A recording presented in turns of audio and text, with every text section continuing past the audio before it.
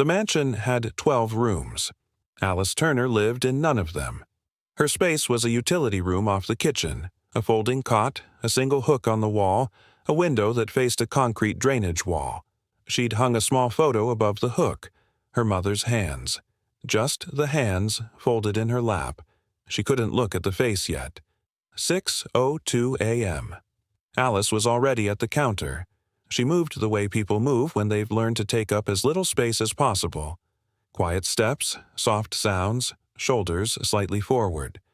She cut the melon first, then the strawberries, halved, edges trimmed. She arranged them on a small white plate in a circle, kiwi slices fanned in the center. She did this every morning. Same pattern, same care, like she was building something wholly out of fruit. The little girl's name was Una, 4 years old, gap-toothed, loud in the way only happy children are loud. Alice had been here 61 days. She knew Una's favorite color was orange. She knew she was scared of the sound the elevator made. She knew that if you hummed while braiding her hair, she'd stop fidgeting. She knew all of this because she paid attention, because paying attention to someone else meant she didn't have to pay attention to herself. She poured a glass of water, drank it, standing at the sink, stared at the plate she'd built. Then she slid it to the edge of the counter, Una's side, and turned away from the food like it had never been an option. 1:47 a.m. Siwoo didn't pace. Pacing was for men who hadn't made their decisions yet. He sat at his desk, 3 monitors glowing, a glass of whiskey untouched at his right hand. He ran Seoul's underworld the way a surgeon runs an operating room. Clean, precise, without sentiment. He was reviewing warehouse logistics when his hand stopped. Camera 7. Kitchen feed. Alice. She stood at the open fridge, the cold light cutting across her face. Her cheekbones were sharper than he remembered from her hiring photo. Her wrists, when she reached for a container on the second shelf, looked like something that could snap. She peeled the lid, took 1 bite, chewed slowly, took a second, a third. Then she stopped. She wrapped the container in cling film, pressed it tight, put it back exactly where she found it. She pulled out her phone, stared at the screen. The light turned her face pale blue. She set the phone down face first on the counter, and she just sat there, back straight, palms flat on the stone, eyes open and looking at absolutely nothing. Siwoo leaned forward. He rewound, watched again. Then he pulled up the night before. Same. 3 bites, phone, stillness. The night before that. Same. He went back 3 weeks. Every single night. The same ritual. 3 bites, never 2, never 4. And then 20 minutes of a woman sitting perfectly still in his kitchen like she was serving a sentence only she knew about. His jaw tightened. He pulled up the morning feeds, watched her build Una's plate, watched her pour water and call it breakfast. He opened her employment file, then her bank records. His whiskey stayed untouched until morning. Her salary was $4,200 a month. Siwoo was a man who dealt in numbers. Numbers didn't lie, didn't soften, didn't explain themselves away. He followed the money the way he always did. Clean, cold, fast. By the 3rd of every month, $4,100 was gone. 1 wire transfer. Same destination. Every month without fail. Meadowbrook Neurological Care, Portland, Oregon. He typed it in. The site loaded slowly. Soft fonts, stock photos of nurses, a phone number with a toll-free prefix. Long-term residential care for patients with severe neurological conditions. Private rooms, around-the-clock staff. Monthly cost, $4,100. Alice kept $100, sometimes less. He sat back. $100 a month. In Seoul. In his mansion full of food she didn't eat. He pulled her emergency contact form. 1 name. Diane Turner. Mother. Meadowbrook Neurological Care. Portland, Oregon. He stared at the name for a long time. May 17, 2026, 4:29 p.m. Ing Ferranmi. Then he pulled the camera feed again, watched Alice at 1:47 a.m. 3 bites. Phone. Stillness. 20 minutes of a woman sitting in the dark like the dark was the only place honest enough to hold her. He picked up his phone, called his information broker. 3 words. Find everything. Portland. He hung up, looked at the camera feed still playing on the corner monitor. Alice had gone back to her room. The kitchen was empty. The cling-filmed container sat on the second shelf exactly where she'd replaced it. Si-woo hadn't survived Seoul by feeling things in real time. He filed emotions the way other men filed paperwork. Later, controlled, alone. But his hand was pressed flat against the desk. Hard, like he needed something solid to push against. He didn't go to sleep. 7:14 a.m. Si-woo hadn't cooked in 4 years. He stood in front of the stove and looked at it the way a man looks at something he once knew how to operate.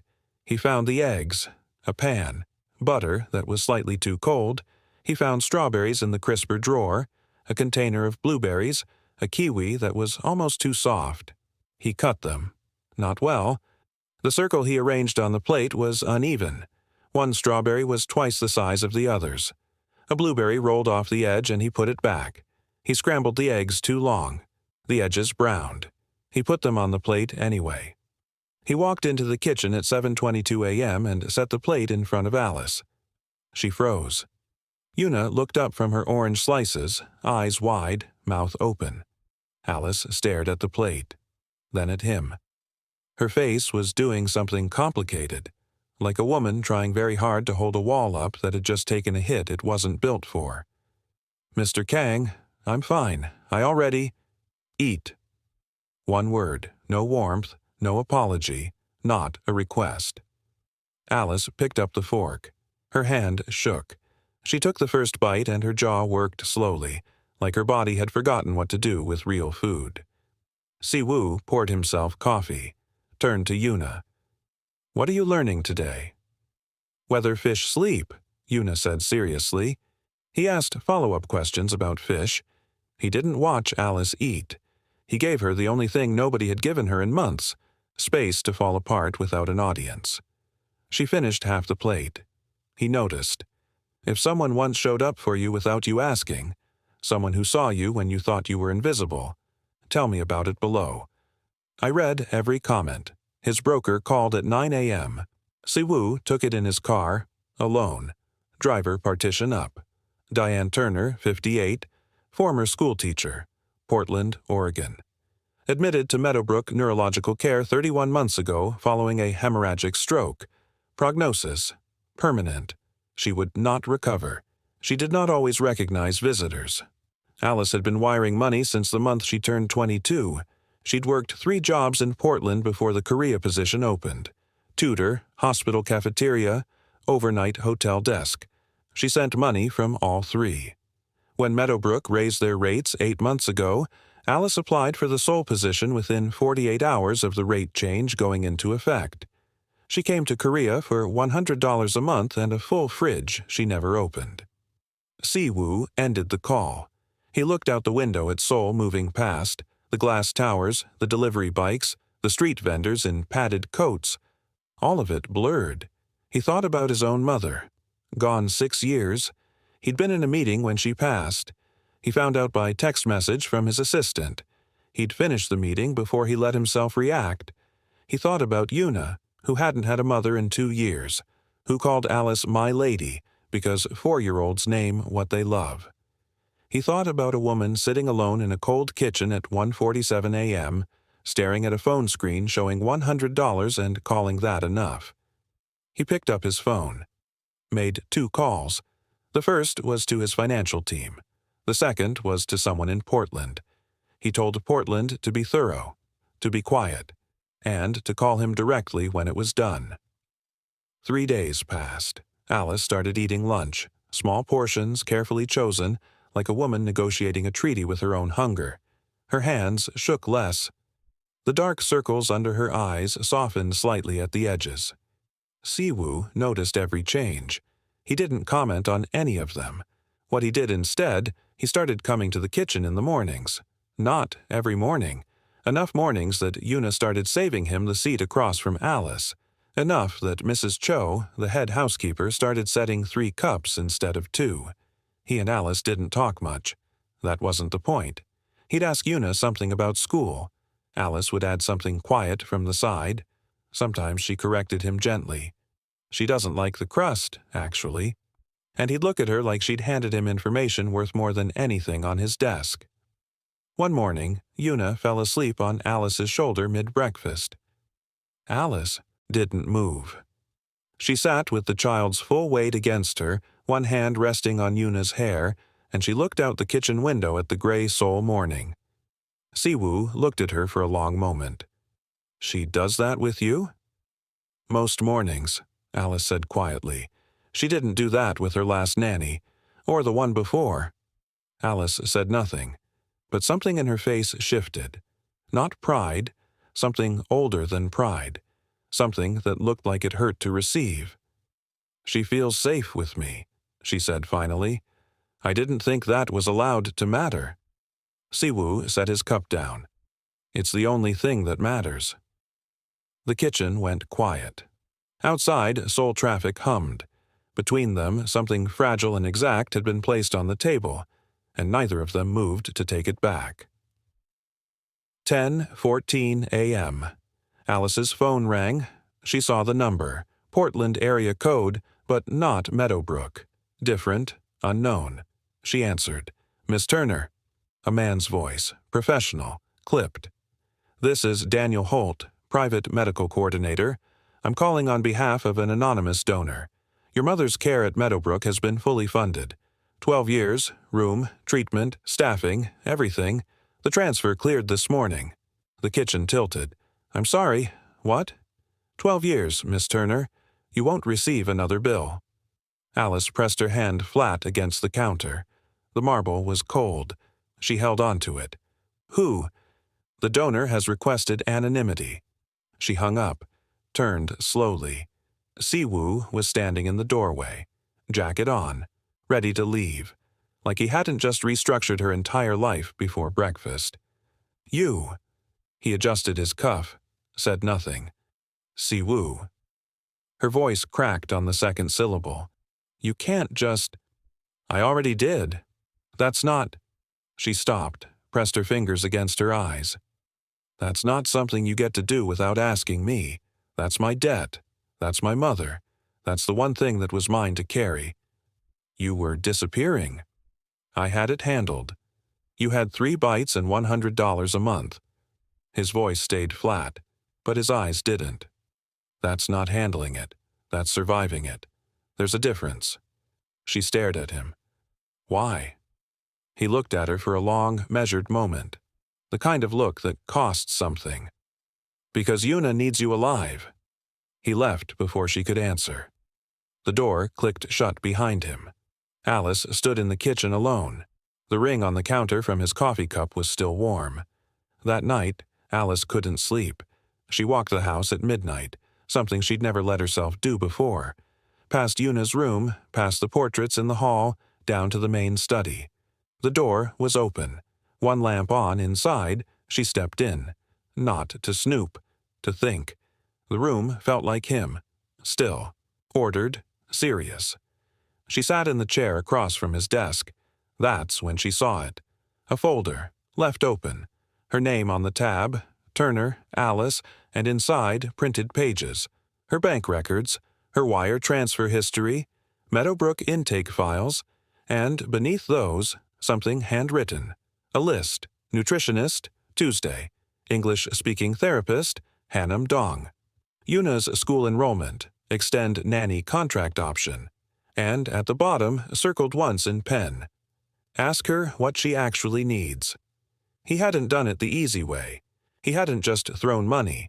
He'd researched her, mapped her, tried to understand what she needed before offering it. And then, beneath the folder, a second document. Meadowbrook's latest report on her mother, Diane. Patient smiled today, reached for the nurse's hand, said, "My Alice has warm hands like that." Alice pressed her fingers over her mouth. Her mother hadn't said her name clearly in 14 months. She sat in Siwoo's chair in his study at midnight, and she let herself cry. Not the silent kind, the real kind, the kind that shakes your shoulders and steals your breath. When she finally looked up, Siwoo was standing in the doorway. He'd been there a while. She could tell. He didn't apologize for watching. She didn't apologize for crying. "She remembered me," Alice whispered. "I know," he said. "I read it this morning." If this story moved you, if you've ever carried something so heavy, alone, for so long, that you forgot you were allowed to put it down, leave a below and tell me, what would you have done in Alice's place? 3 weeks later, the kitchen smelled like toast and warm fruit. Alice stood at the counter. Same time, same soft light. She cut the strawberries, halved, edges trimmed, arranged in a circle on Yuna's plate. Kiwi fanned in the center. Then she stopped. She picked up a strawberry, put it in her mouth, chewed it, swallowed it, let it be food. She built her own plate before she built Yuna's. Small portions, deliberately chosen, like a woman learning a new language one word at a time. Yuna came downstairs in her uniform, one sock high, one low. She looked at Alice's plate and grinned. "You're eating first today?" "I am," Alice said. "Appa says that's the rule now." "Does he?" "He wrote it down." Yuna climbed onto her stool. "On the fridge. I can't read all the words, but my name is in it and your name is in it." Alice looked at the fridge. A single index card, held up with a magnet Yuna had picked out, a small orange turtle. Yuna eats. Alice eats. No exceptions. S. She was still looking at it when Siwoo walked in.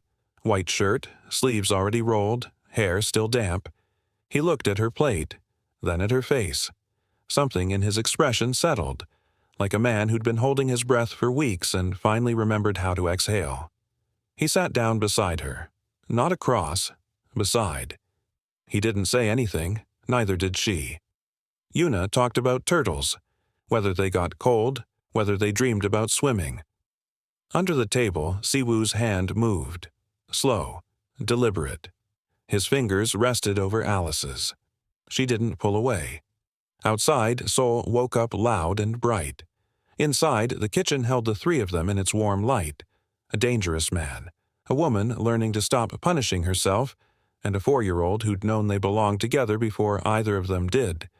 The strawberries were still in a circle, but this time, Alice ate first. And somewhere in Portland, in a room with soft curtains and morning light, a woman named Diane Turner reached for a nurse's hand and smiled like she remembered something warm.